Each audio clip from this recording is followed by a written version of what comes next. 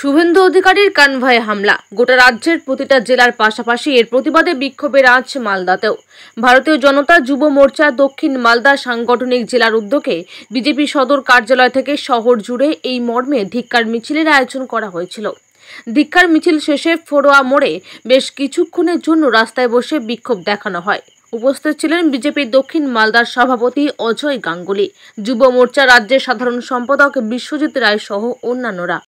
প্রতিবাদ মিছিল করতে কোথায় হবে প্রতিবাদ মিছিল? গতকাল হাইকোর্টের অনুমতি ক্রমে বিরোধী দলনেতা শুভেন্দু অধিকারীর নেতৃত্বে কুচবিহার পুলিশ সুপারের সঙ্গে যখন দেখা করতে যায়, তৃণমূলে হারবাদ বাহিনী বিরোধী দলনেতার গাড়ির কনভয়ের ওপরে ভাঙচুর চালায়। অল্পের জন্য বিরোধী দলনেতা পানে বাঁচে। তাই গোটা রাজ্যের সঙ্গে সঙ্গে আমরাও মালদাতে সমস্ত জায়গায় ধিক্কার মিছিল এবং রাস্তা অবরোধ করছি। আমরা এখন শ্যামাপ্রসাদ স্কোয়ার মোড়ে রাস্তা অবরোধ করব এবং এই ন্যক্কারজনক ঘটনার বিরুদ্ধে রাস্তায় নামব।